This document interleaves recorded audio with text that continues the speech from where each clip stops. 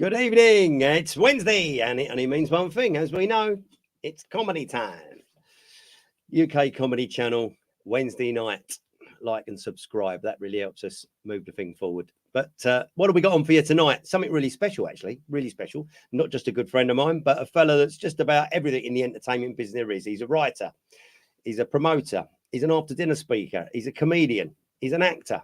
And he's here. And he's right now. Let's hear it for the one and only Johnny Tait. Hello, Adrian. Nice to be on the show, mate. Oh, look at that. I'm loving the T-shirt. Naked Truth. Nice. We can talk about that later, can't we? Yeah, Naked Truth. Yeah, I'm not plugging my latest book at all by wearing this T-shirt, you know what I mean? Not coming to plug. No, it's great. I haven't been on television since I was young and handsome. So a long while since I've been on television. So it's great to be on your show. It really is. Wow, I was working it out for the other day from going from your early Butlins. I mean, it must be nearly 5 decades, isn't it? You've been in the industry? It is nearly 50 years. It's something like over 47 years ago.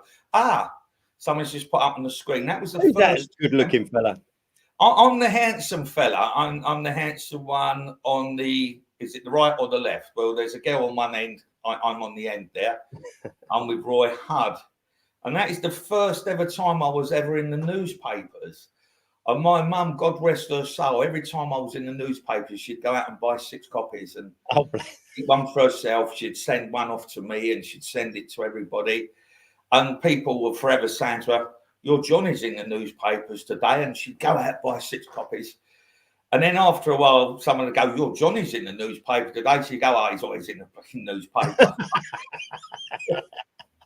And we had Vicky Bailey on here last week, and of course she was Butlins, and I said to her that it's one of the things that I'm sort of jealous of. I said to her that I feel like I missed a beat. The nearest I got was going on holiday and being entertained by you guys, and what great memories you give young people. Yeah, well, in my day as a redcoat, we had a theatre called the Doughty Theatre. I was at Bognor Regis, and it held 1,652 people. And they boasted that the actual stage was bigger than the stage at the London Palladium. Now, I want you to picture this. I blagged my way into the job. I'd had no stage training at all. And on my very first week, they've got me on stage doing this solo performance with just a sheet wrapped mammy. It was a spoof of Shakespeare. They called it the Brutus sketch, and I was Brutus. And I was stood in the wings. And the girl Reds did this dance that worked in with the theme of what I was then going to do. And then the cabs in front of them closed. And I walked along the front of the stage in front. The follow spot picked me up. I got to the centre of the mic and I cocked it right up. I got all my lines wrong and everything. And the audience were roaring with laughter. The audience found it very, very funny, the way I did this. The first joke I ever told on stage was probably the most unfunniest joke ever. The joke was in the sketch. I'm going, "Hark, I hear footsteps approaching on a bicycle." That's not the first joke ever. But because I got the audience laughing so much, that launched my career as a comedian. And the people that produced the show, Paddy and Iris Jesson, they were redcoats with Jimmy Cricket and Dave Allen in Mosney in Ireland. There used to be a Butlins on in Ireland. And they told me that was the first thing that Dave Allen ever did on stage as well. And I was thrilled to bits because to me, Dave Allen is a god amongst comedians. Absolutely. Yeah, we talked about him a couple of weeks ago. I mean, mind you, it sounds like mine was a similar start. I don't know how old I was. I must have only been about 10, and I was the tree. So all I had to do was wave my arms. I had like corrugated paper around me, and all I had to do when Greensleeve played or something was wave my hands. But I was so busy waving to me mum that when it was time to wave my hands, I forgot. Yeah, there you go. Yeah. But it's up there with the magic trick where you snap the matchstick and then you put it all back together. And the one that was supposed to be suddenly produced as it snapped and now it's all right, dropped out the handkerchief and went through the floorboards.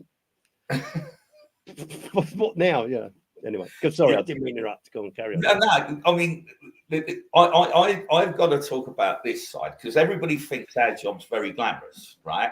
And there are times when it is. You get to meet some fantastic people. We'll talk about big names that we worked with in a moment, right?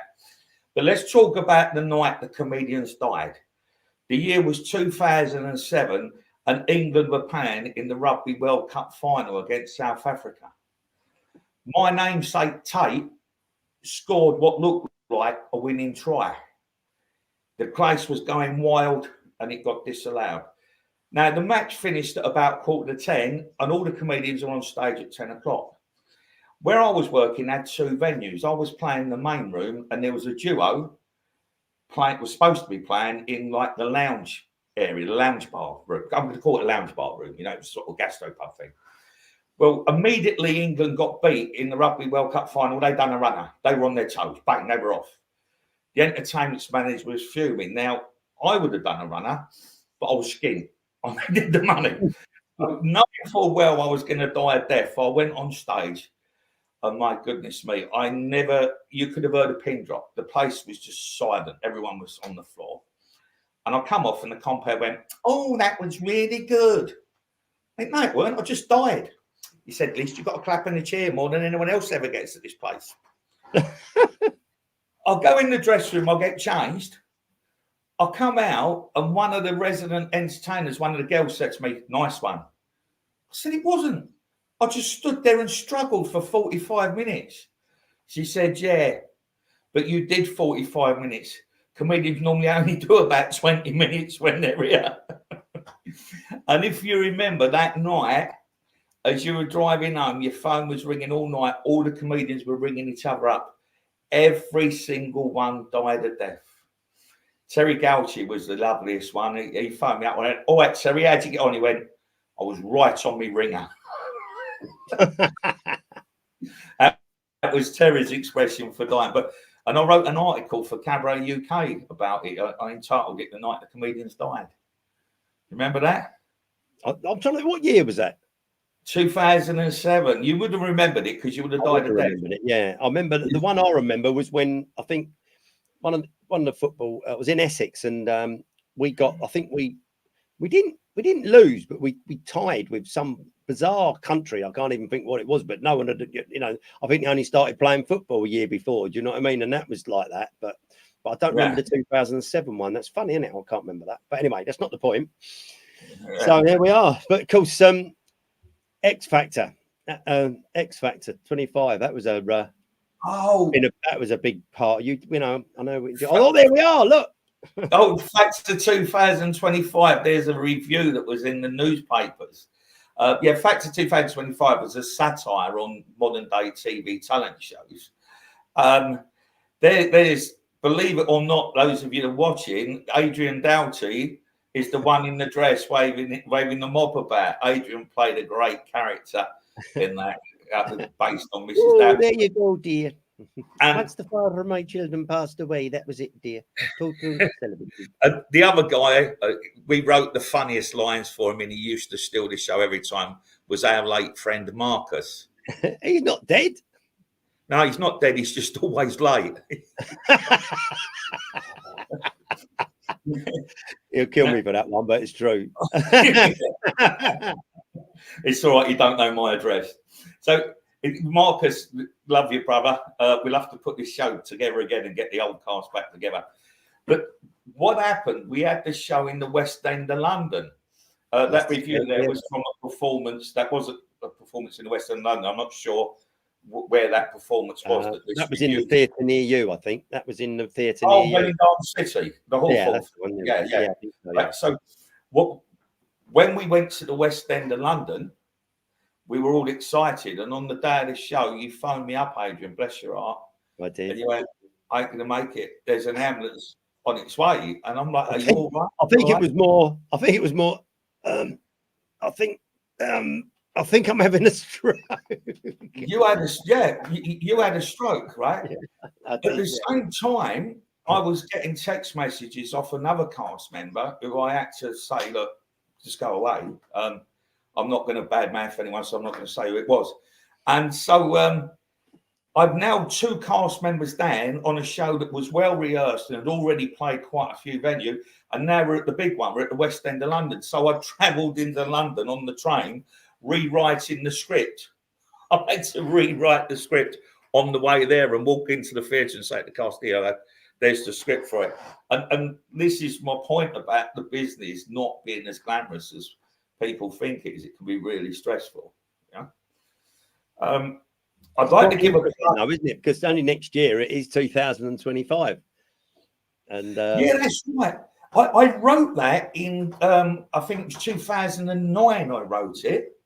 The book sold thousands of copies. The book did very, very well, and as you know, so did the play because you was in it.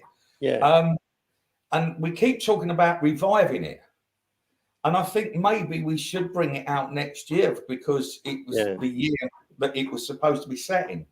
But I wrote it to do the Leicester Square Theatre, then it'd be like a deja vu moment when I go in the shower and make myself a cup of tea. Hopefully, I'll be able to put my socks on and actually get there this time. Yeah. Yeah, that would be nice. Yeah, we could get that back. I mean, we had a great cast. Jasmine Alice has gone on to do some wonderful things since. I see her this morning. Yeah, some brilliant things like it. Really, you've got your T-shirt on. Are you going to tell us about that? Naked Truth. Naked Truth is a satire on the false celebrity culture. Oh, there's the book. Bless his art producers just put the book up on the screen. Good old the book's got a Nielsen's ISBN. You can Google Waterstones or any of the big bookstores and you can buy it from them. It's selling well. The play Naked Truth, we're in the Quarry Theatre in Bedford with it on July the 22nd and 23rd. We're also up to the Sir Ian McKellen Theatre, which is at St Stephen's Centre, on August the 4th to the 11th. Naked Truth's already played the West End of London. I opened it up in the West End of London, then I put it to bed until the book came out, and now it's back out. I've got a superb cast. And I had a situation where I needed someone last minute, and one of my best pals in the world was a top boxer in his day. He's now a top trainer. His name's Gary Nichols. I think you might have a picture of Gary Nichols somewhere if we can see it. And Gary Nichols stepped in and played this major role. There's Gary there in Naked Truth. And he played this fantastic part and he was absolutely marvellous at it. And then all the cast took the curtain call. And I then stepped forward. I wanted to talk to the audience about what we were doing. And all of a sudden I heard this amazing crash, bang. And Gary has smashed this big pot plant. There's china all over the floor. The audience are in hysterics, So I waited till the laughter died down. I started talking again. And all of a sudden, this big laughter goes up again. And I look round and Gary's on the stage sweeping up with a broom. Great guy. Love you, Gary. He's now training top boxers as well. He's a top man in his sport. Really good man in his field. We've got an excellent cast for that. And that book, is that book on Amazon, is it, the book?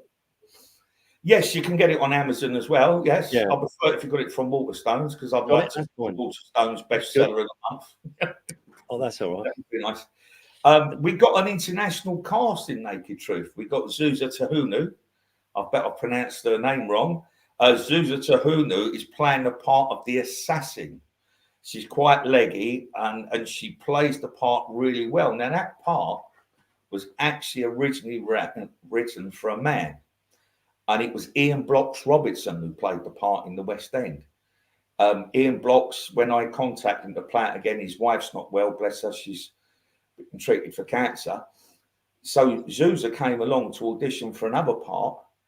And I liked her so much, I said, but you've got to be the assassin. Have we got a photograph of Zuza as the assassin? And I'd like the audience to see that because Zuza really is a great girl and she's contributing a hell of a lot to this show.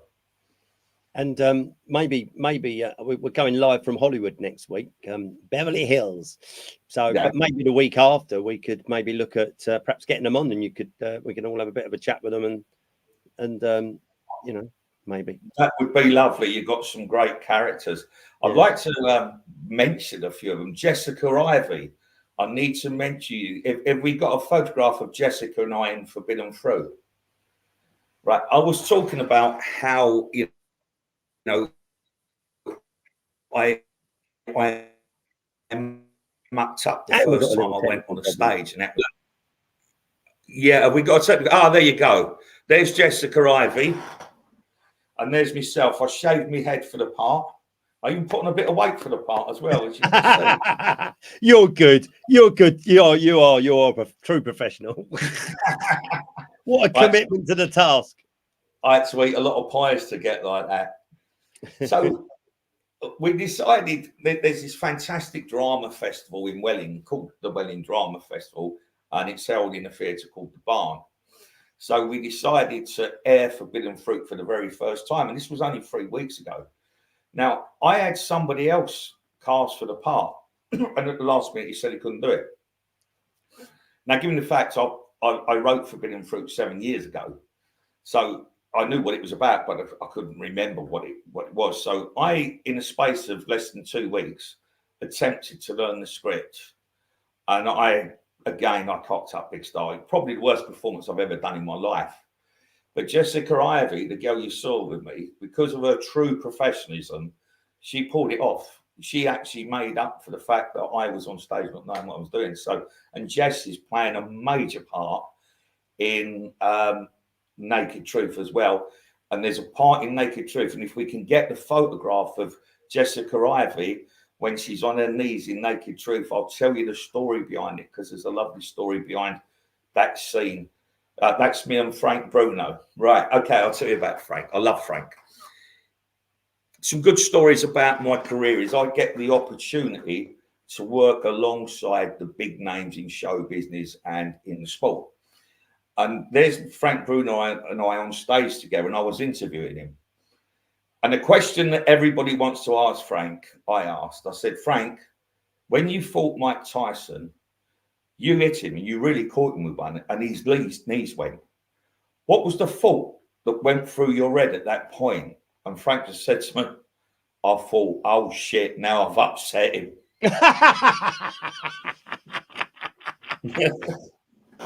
Now, anybody watching who doesn't know what I'm talking about will know Mike Tyson is probably one of the most feared men in boxing ever, you know. And Frank was the world champion at the time, wasn't he? Bless him, heavyweight world champion. And by the way, my good friend Gary Nichols comes out of the same stable as Frank Bruno as well. He's amazing. I've only interviewed him a few times, but I've enjoyed it each time. Absolutely, you know. And talking about big names is hang on, we're back over there, are we? Right? Oh, that's is that Jessica in? Is that Naked Truth? Jessica in Naked Truth. I don't like that picture though. Can we take that one off? There's a lovely. Oh, now this is it. This scene is when the assassin is forcing Jessica to actually confess, to tell the story that she's got the skeleton in her cupboard. Now, this is the genre of the play, which some people don't get. There's a lot of comedy in this play. Very, very funny. We get the audience laughing very, very loudly. But at this point, shivers go down your spine. Jessica and Zuza, in a heartbeat, turn the audience from laughing into crying and shivering.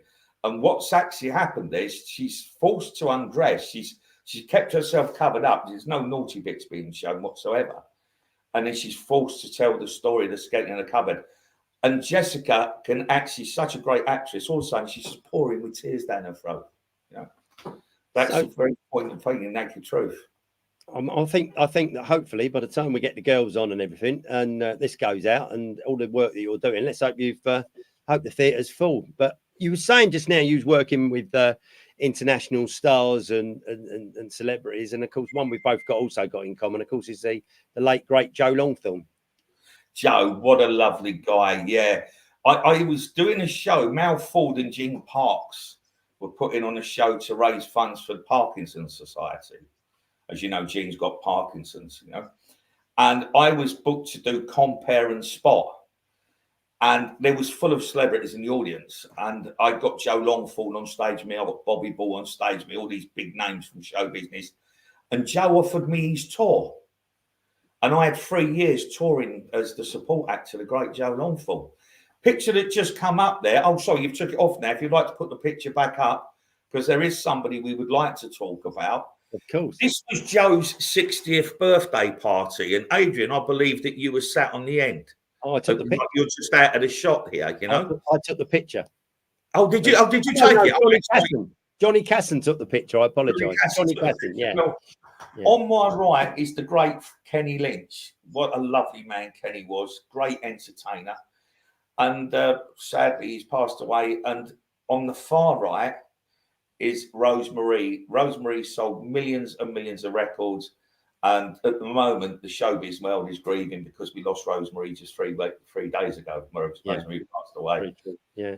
But that was the night the Stars came out, and I wrote an article for UK Cabaret about what happened at Joe Longthorne's 60th birthday, and they headlined it the night the Stars came out to play.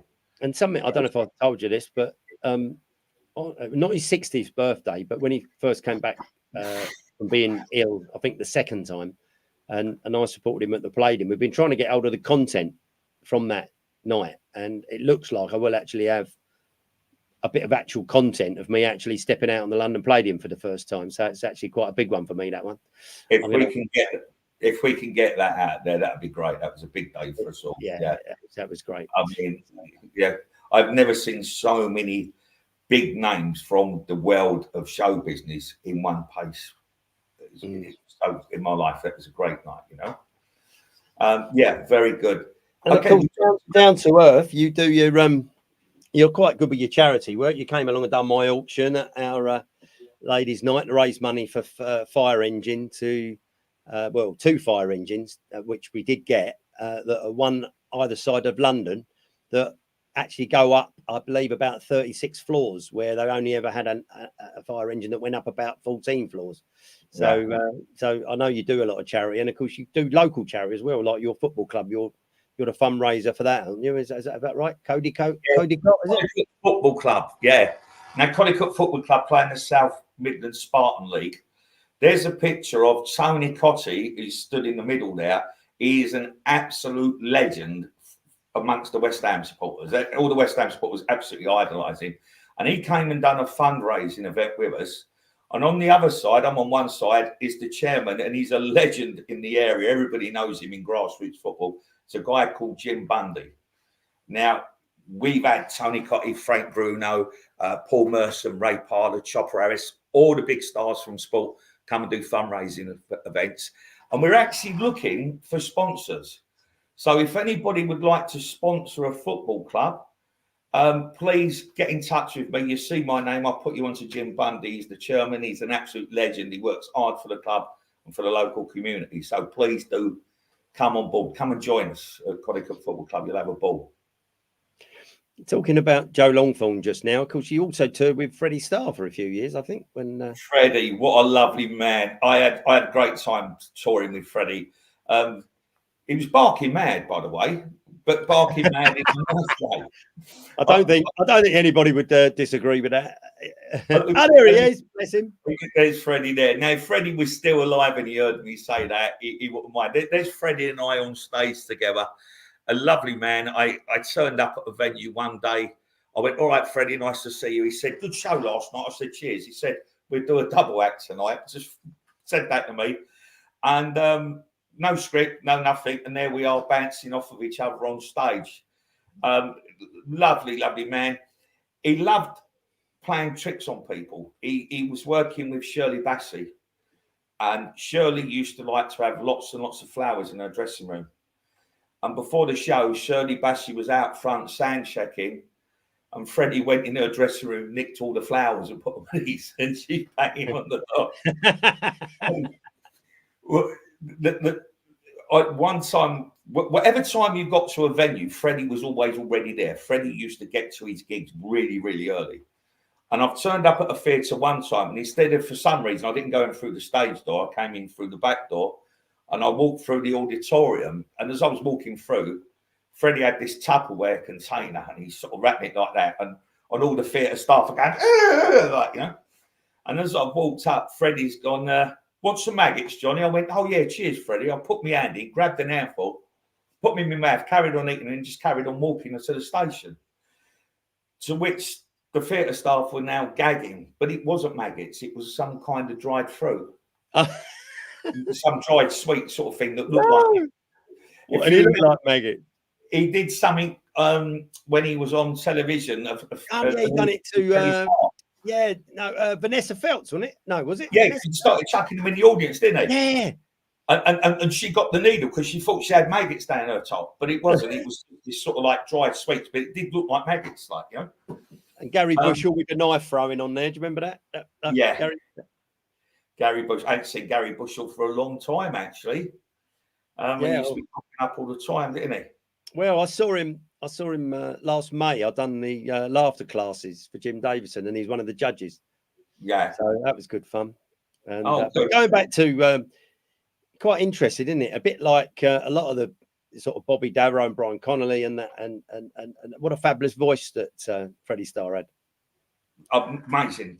He was an amazing singer. I don't think people, because he was such a good comedian, he was such a funny man, people sort of forgot how good he can sing, you know. But a lovely story about Bobby Darrow, and this is true, right? Bobby phones me up one day. Here's my phone there, and I've had a look, and Bobby Darrow's name comes up. I went, "Hello, Bobby, how you doing, mate?" He said, "Is that Johnny Tait?" I went, "Yeah." I'm really flattered because Bobby Darrow's phone. He went, "Sorry, I've got the wrong number." The one he does to me, he's rung me to do his variety show in Woking that he does for the local hospice. Yeah. So, but when he rung and I answered the phone, he went, "Adrian, Adrian." He's doing the old Sylvester Stallone, you know, Rocky, like, you know. Yeah. That was quite funny in that. And then I was at another event, and he rang the persons who he was going to be working for that night, and they went, it's Bobby, you answer it. So I answered it as Mrs. Doubtfire, and that really threw him. He couldn't get his head around that one, you know. But lovely Bobby, yeah. So but going back to Freddie Starr, one of the lines I used to love that when he used to say to a woman in the front row, and he'd go, "You're wearing those hairy knickers tonight." That's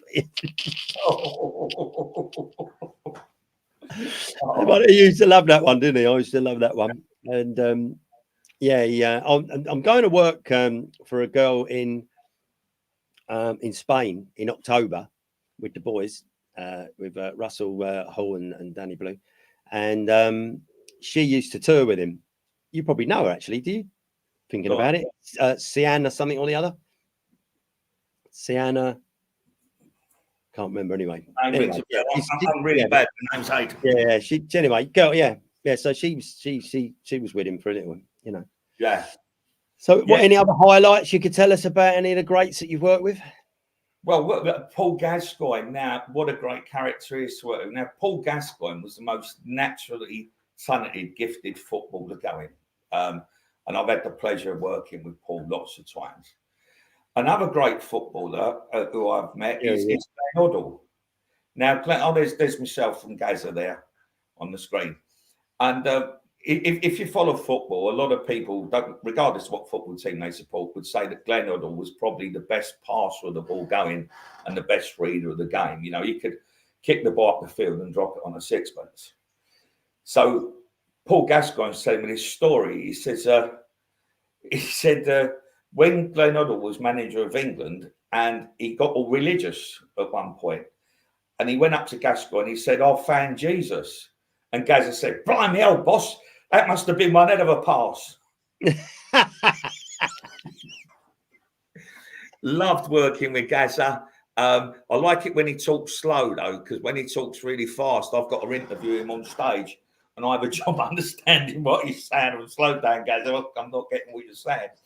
Another one is Bradley Wiggins. He's a character. I did a mini tour with Bradley Wiggins. And I've never seen Bradley Wiggins. By the way, if you don't know Bradley Wiggins, he's won something like 5 Olympic gold medals, top cyclist. And I've never seen anyone eat as much as Bradley Wiggins does. He can really eat. I mean, I look like someone can eat.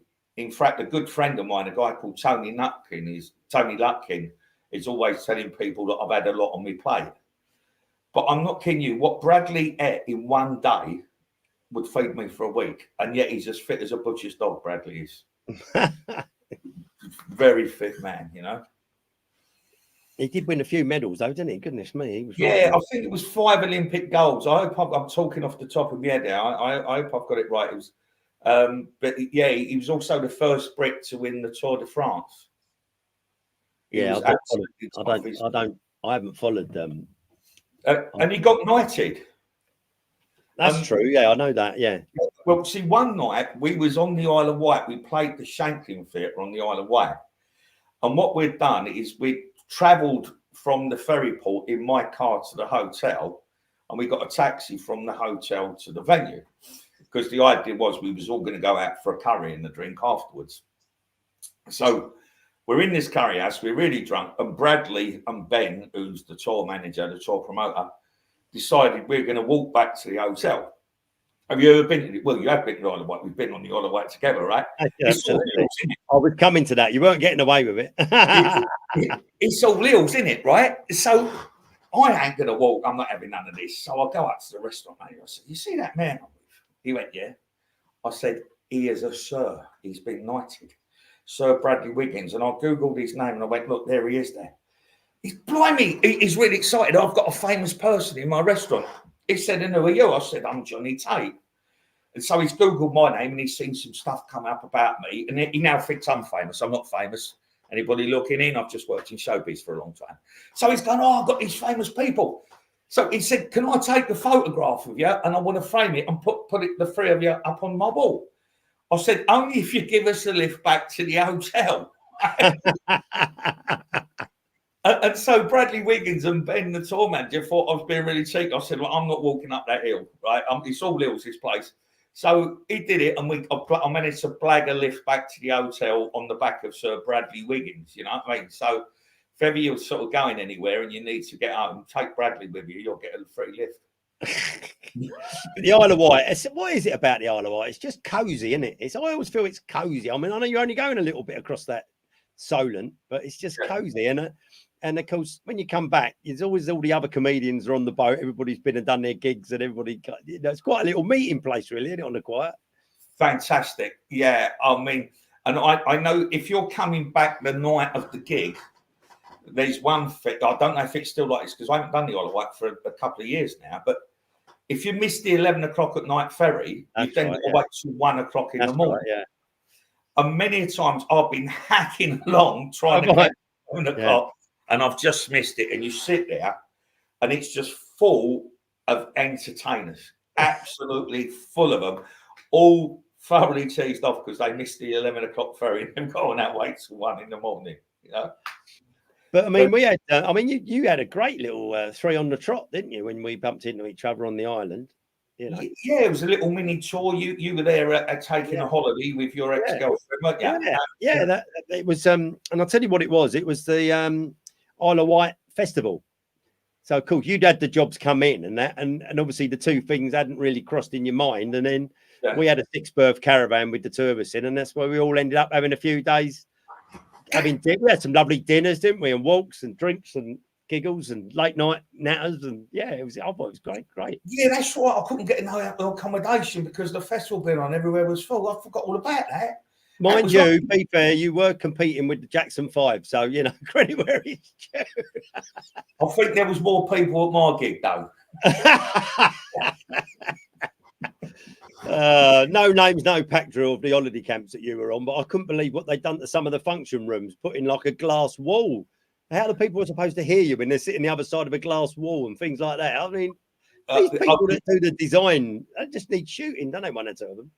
I think the idea of the glass wall is so that you're not getting the noise from the bar, though. You know, okay. That can be a nightmare for a comedian if you've got noise from a bar. Yeah, but the venues I worked actually, I love working Isle of Wight. Please, if any of you bookers are looking in, book me for the Isle of Wight. I love it. It's a great. Love the Isle of Wight. That little holiday camp that we was on, the little caravan park, that's all shut down now. It's just they've opened it up as a kind of one of these expensive park homes, you know what I mean? They're probably £250,000 each now instead of we were paying about 30 quid a night, I think, or something. Oh, like that. Yeah, a residential home. Yeah, it's all done like that, you know. Yeah, we're losing a lot of holiday parks to that because they're realising that the land's worth a lot of money, and so they're putting posh houses on them. Yeah, that's happening a lot, you know. And of course, we had a great time last Christmas, didn't we, doing the panto? Yeah, I mean, are you going to talk about the oddballs? Of course, I can talk about the oddballs. I can tell what I do. I'll tell you what I could declare, couldn't I? That Johnny says to me, "Listen," he went, "do us a favour." He said, "Can you help the stage hands turn the you know, can you at the stage hands put the backdrop up? I mean, yeah, no problem. I haven't done it before. He went, no, it's easy. He said, just hook it up. It's not a problem. Yeah. So out we go, 100 mile an hour in the interval. I never thought no more about it until the end of the second half, and all the audience was saying, why is that backdrop upside down? We had a castle upside down. Can we talk about Danny Blue's shoes? I think we should definitely talk about Danny Blue's shoes. Danny Blue, I've got to tell you, there's Brian Connolly. There's Brian Connolly. Can we please point out to the audience that it was an adult-only panto, by the way? Yes. An adult-only panto, yeah. It was an adult-only panto. And anyway, so the oddballs come along, and I tell my friend Jim, who was working the bar, look, give these lads anything they want to drink. You had a Coca-Cola. Russ had one bottle of beer. And Danny Blue drank half a litre of whiskey, didn't he? Right? Now, I turned up to the theatre in the most tattiest pair of shoes going. In fact, only a week before I was going to throw them out. I thought, nah, they're handy. Wear them to a venue, take them off. So everybody's gone. I was the last one in the dressing room. And when I've gone in the dressing room to get changed, my shoes are gone, and there was a brand new pair of shoes, exactly the same size as mine. So that half a litre of whiskey that Danny Blue drank cost him a brand new pair of shoes. Thanks for the shoes, Danny. I don't know how long you were wearing mine for. He has never mentioned them shoes to this day. So if he watches this, I might even get him to watch it just for a giggle. Yeah. I've been dying to think of the right moment to mention the shoes to him. It's the time coming up, you know. And one of your you do the audience with Frank Bruno, but you do the footballers. You just done Gascoigne, and of course, one of your all-time heroes was Ron Chopper Harris. Correct. Ron Harris. I loved him. Now, what you've got to remember is, I first went to Chelsea because I used to be a supporter. There's Chopper there. He's a gent. He's a lovely man. I used to. First went to Chelsea when I was 8 years old. My father came from Battersea. That's how I got to be a Chelsea supporter. I was brought up around the Vauxhall Oval area of London, so it wasn't that far from where I lived. And when I was 11 years old, if you remember, if you're going back to when I was 11, which was 55 years ago, you let your kids go places on their own. And I used to go to Chelsea with my mates regular. My mate Steve Walder used to come all the time. We used to go together. He was older than me. He looked after me a bit. And Ron was my hero. And I remember the first time I got to work with him, I was actually shaking because I've met my boyhood hero. So anyway, we've worked together quite a few times. And I remember thinking, if someone said to me when I was a kid, one day you're going to be working with Ron Chopper Harris, I would have thought, no, leave it out. That ain't right to me. But the loveliest thing that happened one morning, I get a phone call and it was Ron Harris. And I opened it. I said, hello, Ron, how you doing, mate? He went, hello, Johnny. I hope you don't mind me phoning you this early. Mate, you're my boyhood hero. You can call me in the middle of the night. You can call me anywhere. You can come and bang on my door at 3 o'clock in the morning. I don't care. But that is how these people are. You know, you find people like Ron Harris. If anybody don't know who Ron Harris is, he actually played more games for Chelsea than any other footballer ever has. He's the first man to captain the Chelsea side that won the FA Cup. He's the first man to captain the Chelsea side that won in Europe. So he's had one hell of a career, Chopper has, and you know he's a great man. And then we talked about Frank Bruno, who was the heavyweight world champion boxer. Paul Gascoigne is probably the most naturally talented footballer that has ever happened. He's got this natural flair. These guys are very modest about what they do, you know. And yet we see these things on television and it's called celebrity this, celebrity that. And you look at it, you think, well, who is this person? I know, I'm like that. I sit there saying to my sister, I'll go, who's that? Who's that? Yeah, that's right. And this is what Naked Truth's about. Naked Truth is a satire on the false celebrity culture. Now, I played a part of Jimmy Slade, who's a fat, over-the-hill, has-been comedian, right? It's not difficult for me to play that part because basically that's what I am. I'm a fat, over-the-hill, has-been comedian. Right? We've got Sophie Paul. We've got a diverse a diverse cast, by the way. We've got all these different nationalities. One I've not mentioned is Sapphire Sofapour. I'll probably got her name wrong. She's actually Persian, and she plays Posh Elizabeth, who calls herself a lifestyle guru. And we've just had come on board a lovely guy. He's a top actor. He literally just come to this country from Dublin by the name of Carl Noble. And he's playing the part of Trevor the Traffic Warden, which is the funniest character in the whole play. It's the part my mate Gary Nichols stepped in for me for when I was in trouble. And this traffic warden fixes a celebrity. And so you've got these 5 people that think they're celebrities, but they're only in the household because they've all got something in their cupboards. They've all got a skeleton in their cupboards. And that's what the book and the play Naked Truth's all about. And we're at the Quarry Theatre. Running along the bottom. We've got it running along the bottom, and maybe we can get Nigel to put all the links to the theatres and make sure that's all there. And you're calling yourself the fat over-the-top comedian, which you're not. So you were talking to me about the way that you, especially on the holiday camps, approach your comedy, and explaining that you sort of portray yourself as a sort of trod down husband, and still we're having challenges. And we were talking, weren't we, about the age group of the bar star. Yeah, I'll let you take up on that. Okay, we've only got a few minutes left. I'm looking at the clock. So I would open up with saying to the audience, on Monday, it was my 40th wedding anniversary, and that would always get a big round of applause. And I'll say, and I forgot. And all the women in the audience would go, oh. So I say, no, so what I did, ladies, I said, I haven't forgot, darling. I'm taking you to the jeweller's shop. You can buy any piece of jewellery you want, and I'll buy it for you because it's our 40th wedding anniversary. So we get in the jeweller's shop, and a man comes in wearing a mask. Now, people don't take too much notice of that these days. So he pulled out a gun, put the cashier, and said, "Give us all the diamonds." And we went, and the mask fell off and hit the floor. He put it back on, and he looked at this man. He said, "Did you see my face?" And the man said, "Yeah." And he went, bang, and he shot him. And he looked at this other man. He said, "Did you see my face?" And the man said, "Yeah." And he went, bang, and he shot him. Then he looked at me. He said, "Did you see my face?" I said, "No, but my wife did."